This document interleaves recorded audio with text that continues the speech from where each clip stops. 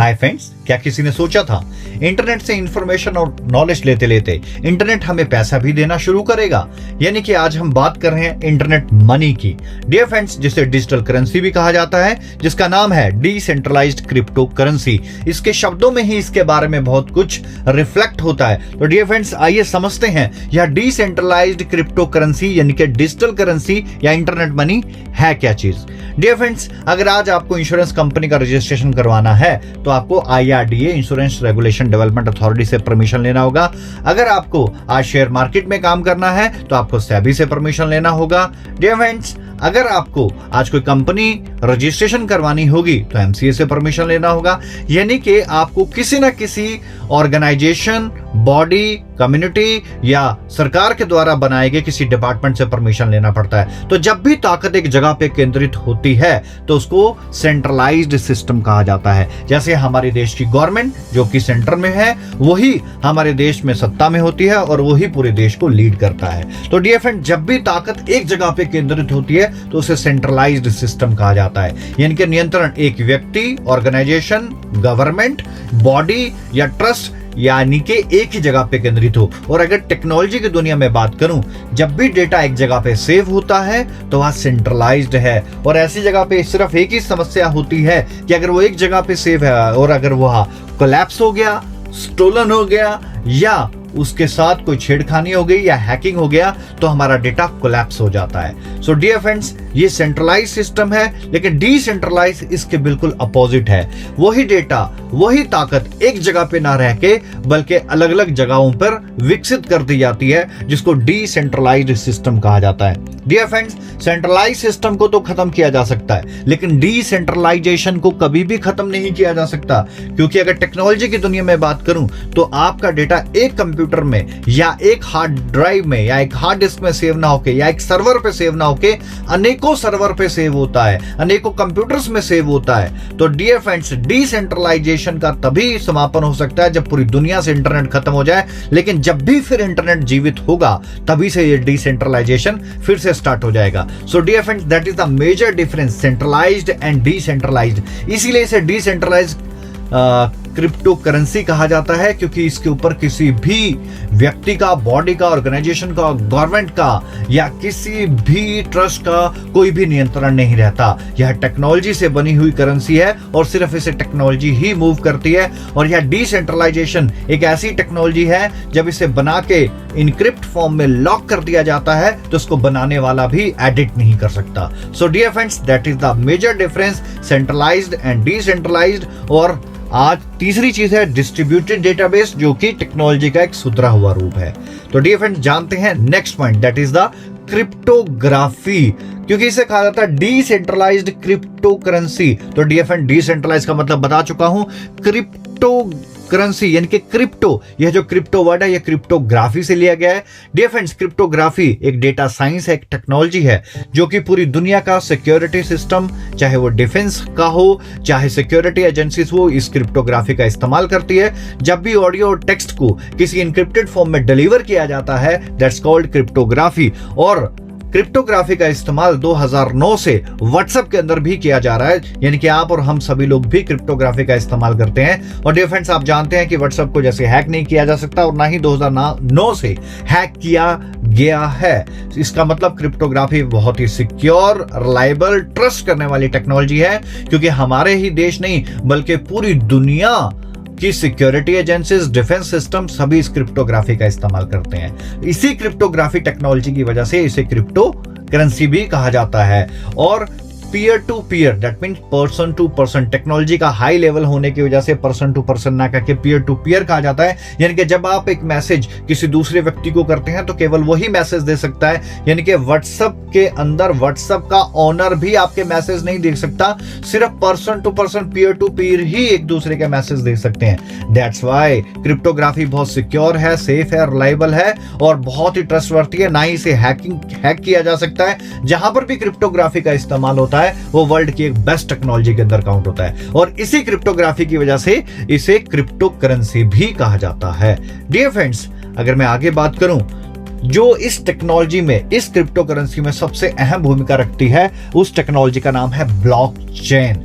Blockchain dear friends काफी लंबे समय से इस्तेमाल हो रही है और इस ब्लॉकचेन टेक्नोलॉजी का क्रिप्टो करेंसी ने भरपूर तरीके से इस्तेमाल किया है। इसके लिए हमें 3 चीजों की जरूरत पड़ती है, data, hash and hash of previous block. आइए डियर फ्रेंड्स जानते हैं डेटा क्या होता है। डेटा यानी कि giver, receiver and transaction amount. Dear friends, blockchain एक पब्लिक लेजर है जिसके अंदर वर्ल्ड में की जाने वाली हर ट्रांजैक्शन को रिकॉर्ड होता है, रजिस्टर्ड किया जाता है, और वह ट्रांजैक्शन कैसे रजिस्टर्ड होती है और ये ब्लॉक की चेन्स कैसे बनती है, इसके बारे में हम जानते हैं। सबसे पहले मैं डेटा एक्सप्लेन कर रहा हूं। डेटा यानी कि giver, receiver and amount of transaction. For example, mister A ने अगर बी को पैसे दिए $100, तो ए इस वक्त गिवर होगा, रिसीवर बी होगा, एंड अमाउंट ऑफ ट्रांजैक्शन अगर $100 दिए तो वो अमाउंट ऑफ ट्रांजैक्शन $100 होगा। तो इससे एक डेटा जनरेट होता है। Second point, that is the hash.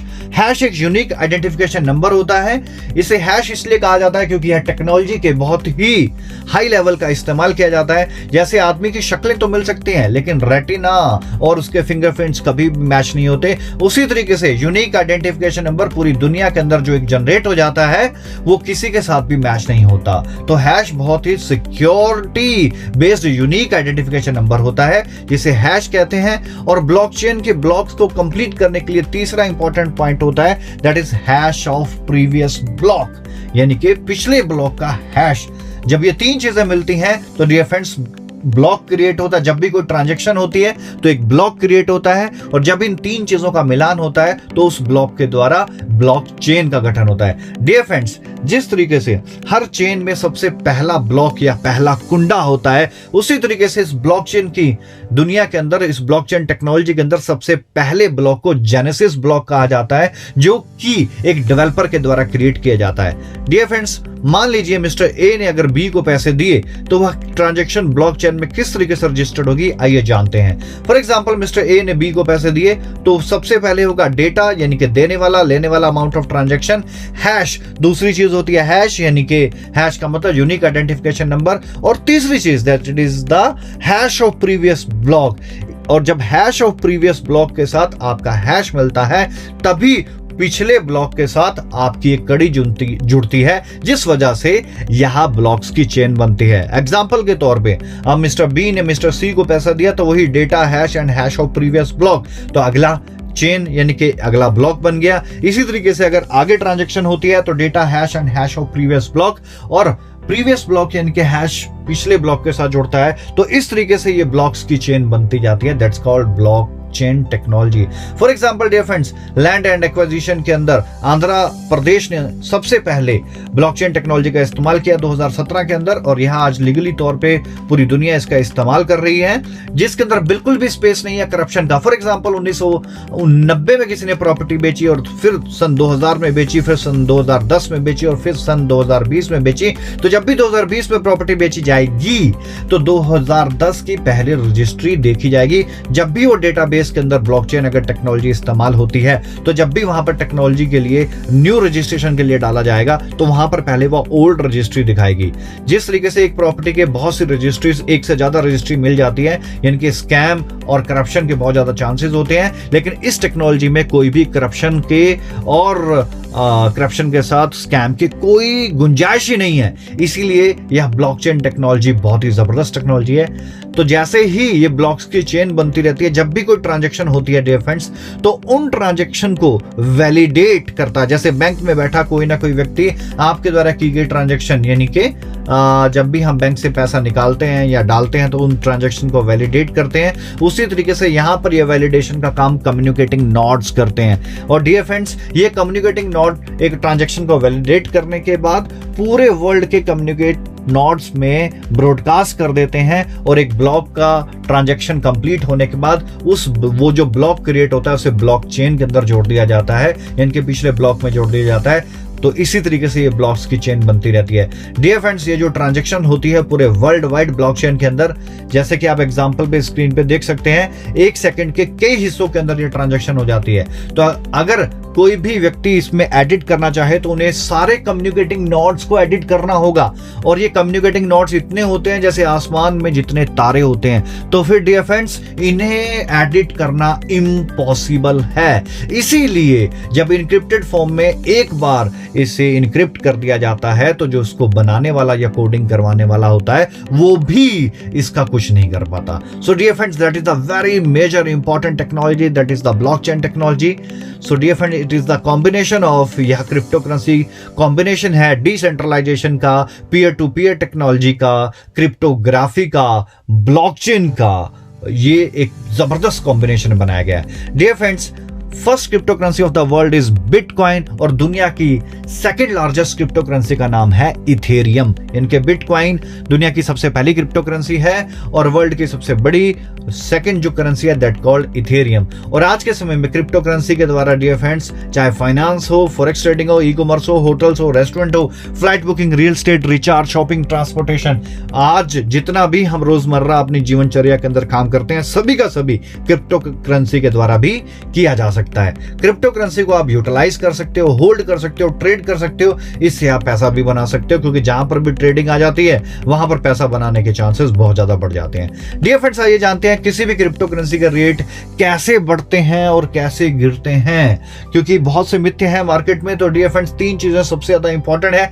किसी भी पैरामीटर्स पे किसी भी क्रिप्टो करेंसी को चेक करने के लिए, और जब आप भी किसी क्रिप्टो करेंसी में काम करें तो जरूर इन तीन पैरामीटर्स को जरूर देखें। सबसे पहला है डियर फ्रेंड्स यूटिलाइजेशन। कोई भी क्रिप्टो करेंसी जब तक यूटिलाइज नहीं होगी, यूटिलाइजेशन फाइनेंस में, फॉरेक्स में, ई कॉमर्स में, होटल्स में, रेस्टोरेंट में, बुकिंग्स में, रियल एस्टेट में, रिचार्ज में, शॉपिंग में, आप दाल खरीद पाएं, आप पेट्रोल पंप से पेट्रोल डलवा पाएं, या आप रेस्टोरेंट में खाना खा सकें, बच्चों की फीस भर सकें, आप रेंट पे कर सकें, या आप रिचार्ज कर सकें, या डीटीएच रिचार्ज कर सकें, या आप इलेक्ट्रिसिटी बिल भर पाएं, पानी का बिल भर पाएं, यानी कि इस तरीके का यूटिलाइजेशन जो आप अपनी लोकल करेंसी से कर पाते हैं, जैसे हम इंडिया में आईएनआर से कर पाते हैं, उसी तरीके से जब इसका यूटिलाइजेशन होगा तो डियर फ्रेंड्स, जब इस तरीके से यूटिलाइजेशन होगा तो ऑटोमेटिकली इसका सर्कुलेशन मार्केट के अंदर बढ़ेगा, और जब सर्कुलेशन बढ़ता है डियर फ्रेंड्स तो डिमांड भी बढ़ना शुरू हो जाती है। और तीसरी चीज हमें देखनी होती है, that is the basic law of economic,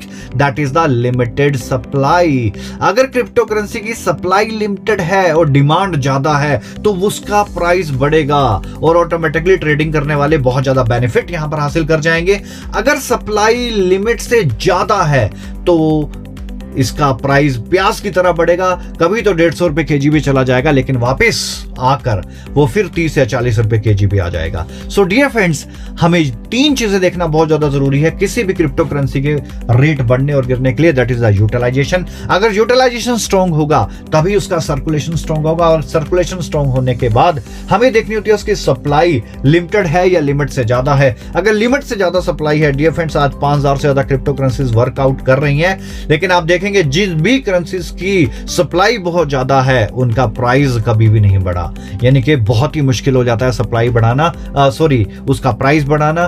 क्यों? क्योंकि उसकी एक ही वजह है, क्योंकि जब आपका डिमांड बढ़ेगा, सप्लाई लिमिटेड होगा तो ही प्राइस बढ़ेगा, नहीं तो प्राइस नहीं बढ़ेगा। और सप्लाई अगर ज्यादा है तो प्राइस बढ़ेगा, लेकिन कभी भी स्टेबल नहीं होगा, वो फिर से गिर जाएगा। तो ये तीन चीजें देखना किसी भी क्रिप्टो करेंसी के लिए बहुत ज्यादा जरूरी है। डियर फ्रेंड्स, आज इंडिया की थोड़ी बात करूं तो बहुत से मिथ्या भी हैं कि इंडिया के अंदर क्रिप्टो करेंसी बैन है। मार्च में 2020 के अंदर सुप्रीम कोर्ट के द्वारा इसके ऊपर लगे बैन को हटा दिया गया है, और रिजर्व बैंक ऑफ इंडिया, इनके आरबीआई, आज पूर्णतः क्रिप्टो करेंसी को एक्सेप्ट करता है। और इंडिया के कुछ बड़े एक्सचेंजर आपके सामने हैं, Zebpay, BuyUcoin, CoinDCX, कोल्डेक्स, BNS, Unocoin, Paxful, CoinSwitch, Kuber, Bitbns, ये 10 बड़े एक्सचेंजर आपके सामने हैं जिनसे आप क्रिप्टो करेंसी में लेना देना कर सकते हैं और अपने आईएनआर में किसी भी क्रिप्टो करेंसी को कन्वर्ट करवा सकते हो।